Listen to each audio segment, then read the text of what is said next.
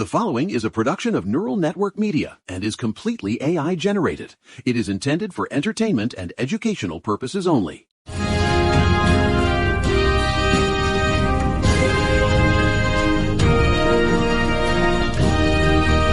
you aren't already clutching your coffee like it's the last piece of structural integrity in this republic, then you haven't been paying attention to the wires this morning.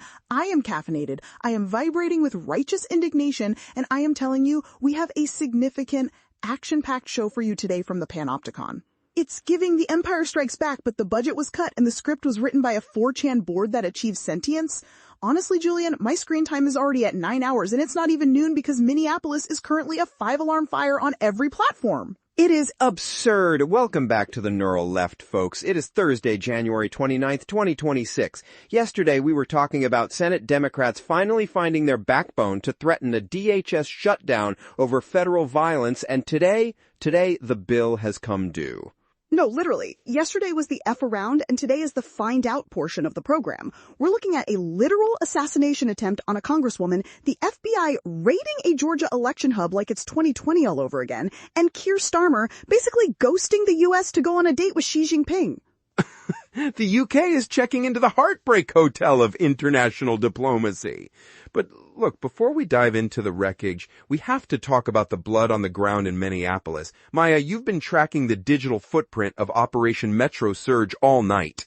Hi, Key, it's a horror movie. We are in our state-sponsored violence era and the vibes are beyond rancid. Okay, so the lead story that everyone is seeing on their FYP right now is the aftermath of the Alex Preddy killing. This wasn't some random encounter, it's a total mask-off moment for the administration. It's a disgrace! Right, so Alex Preddy, 37 years old, ICU nerves at the VA Minneapolis, literally spent his day job saving veterans, was shot by Border Patrol agents during a protest on January 24th. The administration's first response, they called him an assassin. They tried to claim he was armed and dangerous, which is hikey hilarious because every single bystander TikTok shows the man holding nothing but a cell phone. It's the same playbook they used with Renee Good. Exactly. Renee Good was shot point blank in her car 3 weeks ago. They called her a domestic terrorist. The Operation Metro Surge is just code for paramilitary squads with zero accountability. And the fallout is finally hitting the GOP. And that's the pivot, isn't it? Even the libertarians are smelling the sulfur. I'm telling you, when you lose Rand Paul and a handful of Republican mayors because your federal agents are playing Call of Duty in American suburbs, you have officially jumped the shark. No, literally. It's reached the point where the main character energy of the DHS is actually making the GOP base nervous about their own rights. I saw a thread earlier. Apparently the investigation into Preddy's death is being led by the same agencies that pulled the trigger. Oh, spare me. The fox is not just guarding the hen house. The fox is conducting the autopsy on the chickens and claiming they died of natural causes. It is absurd! Right? And while the city is mourning Preddy, the political violence is actually scaling up. This is the scary part. Tuesday night, North Minneapolis Town Hall, Representative Ilhan Omar is literally mid-sentence talking about the ICE shootings, and this 55-year-old man, Anthony Kazmierskak, lunges at her with a syringe. My God. And he sprayed her with an unknown liquid, which is, okay, weird, but the intent was pure intimidation. The FBI is treating it as a targeted assault. It's a climate of fear, Maya. I mean, look at the data coming out of the Capitol Police yesterday. Nearly 15,000 concerning statements or threats against lawmakers in 2025. That's a 57% jump in 1 year. It's a speed run to a collapsed state. Like, how are we supposed to have a functioning democracy when people are getting sprayed with syringes for calling out federal overreach? It's giving Last of Us without the fungus. Well, the fungus is the rhetoric coming from the top, I'd argue. But look, we need to shift gears for a second, because while they're shooting in the streets of Minneapolis, they're quietly gutting the very idea of labor in the back rooms of D.C. Okay, I'm listening. Is this the return to the 70s play you were yelling about in the green room?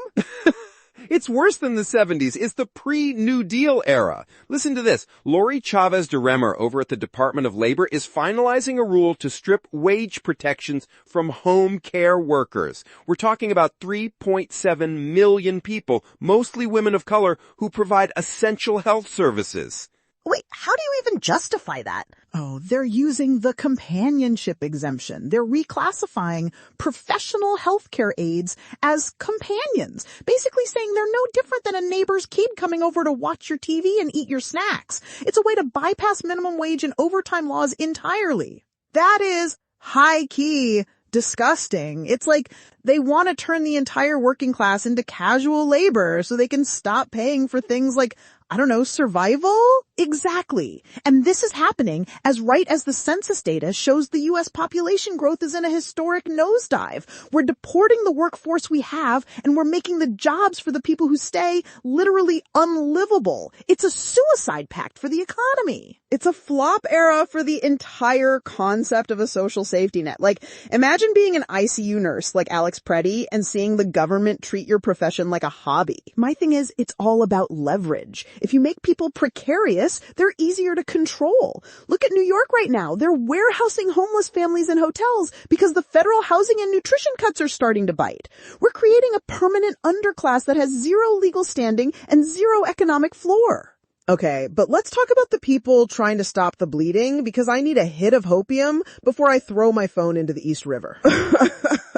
Well, the happy warrior is here to provide. Have you seen what's happening with Amy Klobuchar? The stapler throwing icon herself? Look, say what you will about her office management, but Amy Klobuchar just officially launched her bid for governor of Minnesota. Tim Walz is stepping out, and she is stepping in with a platform that is, frankly, the most aggressive I've seen her from in years. Is she finally done with the moderate bit? Because Minneapolis is way past bipartisan consensus right now. She's framing it as a direct war with the federal government. She took to the Senate floor and demanded that ICE leave Minnesota. She's calling for an end to roving patrols and demanding mandatory body cams for federal agents. It's a complete pivot. Finally. Body cams for feds should have been the bare minimum years ago. It's high-key embarrassing that we're still arguing about that in 2026. It's a strategic masterstroke. If she wins, Minnesota becomes the bastion of resistance. And she's not alone. Abigail Spanberger just hit her first 100 hours as governor of Virginia, and she's rolling out this affordable Virginia agenda. They're realizing that to beat the GOP terrorists, and I use that term because that's what they are, you have to actually deliver on the kitchen table issues. No, literally, if you don't give people a reason to vote other than the other guys are villains, you're gonna lose. But speaking of villains, we need to talk about what's happening on the global stage, because the U.S. is currently the person at the party that everyone is making fun of behind their back. Tell me about Keir Starmer. I heard he's in Beijing. High-key ghosting us, Julian. Starmer and Xi Jinping met in the Great Hall of the People today. They're calling it a comprehensive strategic partnership. It's the first UK-China summit in 8 years, and Starmer basically told reporters that Britain is gonna face outward again. Translation, we can't rely on the Americans because they've gone collectively insane. Exactly. He brought 50 business execs with him. HSBC, AstraZeneca, the whole squad.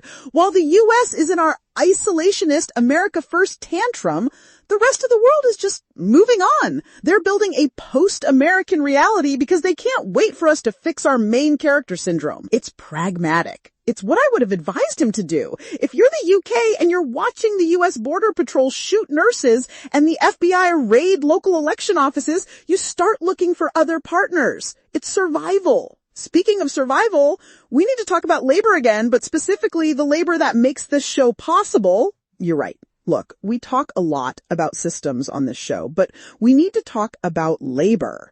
Independent media like this doesn't just manifest out of the ether. It takes real human work to build the infrastructure. We are 100% here because of the vision and the grind of Eric Christensen. He is not a media conglomerate. He is a builder who poured his own resources and time into creating this platform so we could have these conversations. If you value independent voices over corporate algorithms, please consider supporting Eric's work. It's an act of solidarity that keeps the lights on and the servers running. No, literally, support independent builders because the algorithms are high-key trying to bury the truth. And the truth is particularly ugly in Georgia today, Maya. I mean, let's get into the main story because this is the one that has my black book vibrating off the desk. Okay, I've been doom scrolling this since the news broke. The FBI raid on Fulton County, it's actually insane. Like, the simulation is breaking levels of insane. It's a 5-alarm fire for democracy. Tell the listeners what they've done now. Okay, so yesterday, January 28th, the FBI executes a search warrant at Fulton County Election Hub in Union City. We're in 2026, right? We're focused on the midterms. Wrong. They seized 700 boxes of physical ballots from the 2020 general election. 6 years later. 6 years later, they took everything: absentee ballots, provisional ballots, tabulator tapes, voter rolls, even electronic images. This is an election that was certified 3 times. It was audited until the paper was thin, and now the DOJ is just like taking it? It's the weaponization of the federal government to reinvestigate a reality they didn't like. This isn't about finding fraud. They know there wasn't any. This is about creating a legal pretext to dismantle local election independence before the 2026 midterms. No, literally, it's a total villain arc move. According to The Guardian, the warrant was signed by a U.S. magistrate judge, Catherine Salinas, and local officials, like Commissioner Mo Ivory, were literally trying to block the agents because the initial warrant was legally incorrect. Can you imagine FBI agents scrambling to fix a warrant on the fly while they're hauling out boxes of history? It's absurd. It's an intimidation tactic, plain and simple. They want every election clerk in every blue county to know if you produce a result we don't like, we will send the feds to take your records and put you under a microscope. It's giving shadow ban the entire democratic process, and the GOP is already eating it up. Vernon Jones is out here issuing statements saying, the people deserve the truth. Like, babes, the truth has been out for 6 years. You just don't like the ending of the movie. They want a remake. They're the director who keeps demanding reshoots because the audience didn't clap for the villain. But look, Maya, the legal precedent here is the terrifying part. If the DOJ can just seize old ballots under the guise of an ongoing investigation, they can effectively paralyze any local election office they want. Okay, but what's the counterplay? Because if the feds have the boxes, they can find whatever they want to find. We know how this works. It's gaslighting on a national scale. The counterplay is what Klobuchar is doing. You decentralize. You fight for local control. You make it a state-level crime to interfere with election materials. We need the Virginia model. Spanberger needs to be passing legislation today that protects Virginia's ballots from federal overreach. It's just so mid that we're still fighting about 2020. Like, can we move on to the actual apocalypse we are currently living through? We have agents shooting people in Minneapolis, and we're worried about whether a ballot from 2020 had a coffee stain on it? It's a distraction, Maya. It's look over there at the stolen election while we strip your home care wages and shoot your neighbors. It's the classic authoritarian two-step. It's high-key embarrassing, but look, there's a silver lining here. Maybe, like the UK-China thing.